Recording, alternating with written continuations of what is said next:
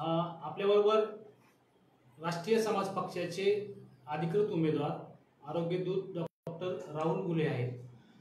गुले साहेब, उद्या भूम शहरात नवनाथ आबा वाघमारे यांची जाहीर सभा आयोजित करण्यात आलेली आहे। या सभेसंदर्भात आपण भूम परंडा वाशी मधील नागरिकांना काय आवाहन करणार आहात?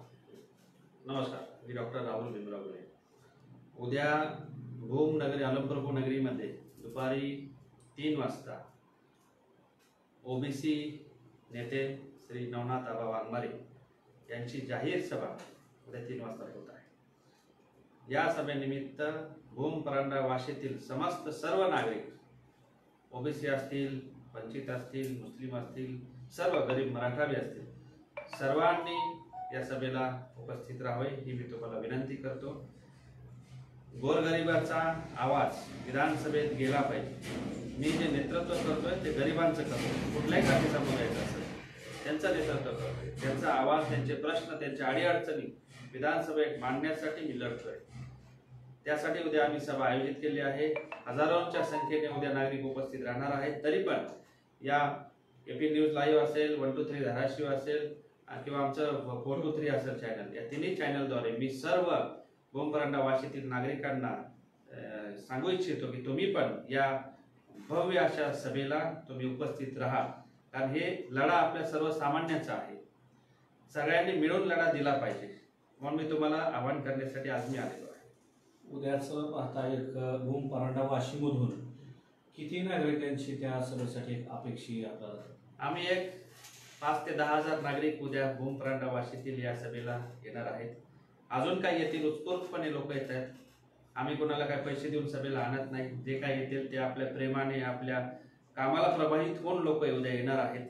आणि भूम नगरपालिकेच्या ठिकाणी एक मोठी सभेचं आपल्या रूपांतर होईल असे आम्हाला नक्की खात्री आहे। उद्याचा टाइम टेबल ठिकाण सांगितलं, टाइम आणि एकंदरीत नियोजन कसं असेल? नियोजन असं आहे की उद्या आबांचा दिवसभर दौरा आहे इकडे। आम्ही सकाळी वाशीला त्यांना भेटतो, रंगोली फाट्याला। तिथून आम्ही वाशीला जात आहोत। वाशीमध्ये नागरिकांच्या भेटी गाठी आणि तिथे संबोधन आहे सगळ्यांच्या। त्यानंतर आम्ही सोनारीला दर्शनाला जात आहोत, दर्शन करणार आहोत। भूमला पहिल्यांदा येऊन अलमप्रभूचं दर्शन करणार आहोत, नंतर सोनारीचं दर्शन करणार आहोत, नंतर परांडा येथे दर्ग्याला जाऊन आम्ही तिथे दर्शन करणार आहोत। आणि परांड्यामध्येही तिथल्या नागरिकांना, तिथल्या मीडिया चॅनलद्वारे आम्ही त्यांना संबोधित करणार आहोत तिथल्या परांडा शहरामध्ये। आणि मग भूमला येऊन संध्याकाळी दुपारी 3 वाजता एक जाहीर सभा होणार आहे।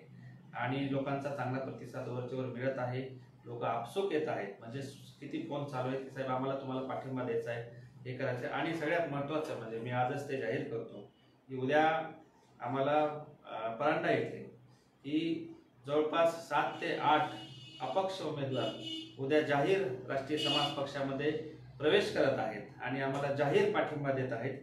तर त्यांचाही उद्या पक्ष प्रवेश आम्ही ठेवलेला आहे त्या सभेच्या निमित्ताने। निश्चितच आपण पाहिले सत्ताधारी जे आहेत सध्या, त्यांनी बरेचसे विकास कामं केले। ह्या मुद्द्यावरती वारंवार त्यांचं भाषणातूनही असं, तुमचा अजेंडा काय असेल आपला? सत्ताधाऱ्यांनी विकास केला असं ते म्हणतायत, पण विकास दिसावा लागतो। आपल्याकडे नक्कीच आपण गावोगावी आम्ही दौरे करतो आहेत, कागदावर विकास झालेला आहे, कोण नाही म्हणत नाही, पण तो विकास जमिनीवर उतरावा लागतो। तर आम्ही म्हणतो की लोकांना सुविधा मिळाल्या पाहिजे, तर लोकच म्हणते ना विकास केलाय। तुम्हाला सांगायची गरजच नाही विकास केलाय, जनतेने म्हटलं पाहिजे हा आमच्या गावात ही सुविधा आली, भूमला हे सुविधा झाल्या असं म्हटलं पाहिजे। आमचा अजेंडा हा आहे, सगळ्यात महत्त्वाचं आरोग्य मी हमी घेत आहे। मी वारंवार सांगतो, भूम परंडा वाशीतील नागरिकांना आरोग्याच्या समस्यातून मुक्त करण्यासाठी मी त्यांची जबाबदारी घेत आहे। एक आमदार म्हणून मी एक्स्ट्रा काम करणार आहे। कुठलंही ऑपरेशन असेल ती जबाबदारी मागील 2 वर्षापासून घेतोय, पण इथून पुढे जे ऑपरेशन माझ्या हॉस्पिटलला होत नाही ते पण आम्ही पुढे जाऊन दुसऱ्या हॉस्पिटलला करून आणून त्यांना मोफत सेवा द्यायचं काम आम्ही करणार आहोत। रोजगाराचा मोठा अजेंडा आम्ही घेतलेला आहे। कुठल्याही नेत्याने तुम्ही पाहू शकता कोणी रोजगारावर बोलत नाही। आज भूम परंडा वाशीत 25 ते 30 हजार बेरोजगार तरुण फिरतायत, त्यांना रोजगार भेटत नाही। तर ते रोजगाराची जिम्मेदारी मी डॉक्टर राहुल गुले घेतोय।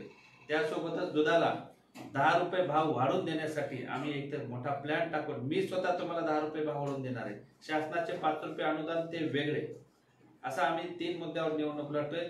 रस्ता, पाणी, तुमचे पीक विमा वेळेवर भेटलाच पाहिजे सगळ्यांना, लाईट वेळेवर भेटली पाहिजे, त्यावेळेवर तर आम्ही काम करणारच आहोत. पण हे 3 मुद्दे आम्ही एक्स्ट्रा काम करणार आहे आमदार म्हणून, आणि यासाठी आम्ही हे लढत आहोत. उद्या या सभेतून सगळ्या भूमपरांडा वासिताला मोठं संबोधन आम्ही करणार आहोत. त्यासाठी उद्या आम्ही पहिली जाहीर सभा झालेली आहे. 2 दिवसांनी आजच सांगतो की राष्ट्रनायक श्री महादेवजी जानकर साहेब यांचीही सभा भूममध्ये आपण आयोजित केलेली आहे. त्याचं शेड्यूल आपण 2 दिवसांनी आपल्या माध्यमातून नक्कीच करू. महाराष्ट्रात सध्याची परिस्थिती पाहतो आपण त्रिशंकू आहे. यंदा देखील अनेक पक्ष येणार, कुणाचंही बहुमत येणार नाही. जर समजा तुम्ही आमदार झाला आणि जर अशी परिस्थिती आली की कुठल्या तरी पक्षासोबत जायचंय, तर त्यावेळेस तुमची भूमिका कुठल्या पक्षासोबत काय असेल का? तसं अजेंडा काय, पुढचं नियोजन तुमचं? आता पक्षाने काय भूमिका घेत आहेत महादेवजी जानकर साहेब, नक्कीच या पक्षाचे यावेळेस 7 ते 8 आमदार येत आहेत निवडून. त्यावेळेस वरच्या लेवलला काय निर्णय होईल, कुणासोबत जायचा निर्णय होईल, तो सर्व संमतीने होईल. अजून एक महत्वाचा तुम्ही विषय काढला म्हणून सांगतो. एक गोष्ट नक्की आहे, ते उद्या सभेतून जानकर साहेब सांगतील. जानकर साहेबांनी एक शब्द दिलाय, डॉक्टर घुले सर तुम्ही निवडून तर येणारच आहेत. निवडून आल्यानंतर राष्ट्रीय समाज पक्षाचा बेस भूमपरांडा भाषेतून तयार झालेला आहे. त्यावेळेस घोंगडीवर पैसे गोळा करून भंडारा उधळून लोकांनी निवडून दिलेले उमेदवार जुन्या काळामध्ये, आणि तो पक्ष पसरला. तर ते म्हणले की माझ्या या भूमपरांडा भाषेचे खूप उपकार आहेत माझ्यावरती, माझ्या पक्षाचीच सुरुवात मोठी झाली. तर निवडून आल्यानंतर 100% मंत्रीपद डॉक्टर घुले यांना देऊ असं त्यांनी मला सांगितलेलं आहे. ते नक्कीच मेळाव्याला आल्यावर सांगणार आहेत. पण या निमित्ताने तुम्ही जो विचारला प्रश्न, मंत्रीपद नक्कीच भूमपरांडा येईल आणि ते आमच्या रूपात येईल, हा मला विश्वास त्यांनी दिलेला आहे. तर माझी विनंती सर्वांना की उद्या सभेला या, जंगी सभा होणार आहे आणि आपण फक्त मुद्द्याचं कामाचंच बोलणार आहे. कोणावर टीका नाही, टिप्पणी नाही, काही नाही. आम्ही विधायक कामावर नक्की बोलू. धन्यवाद, सर्वांचे आभार.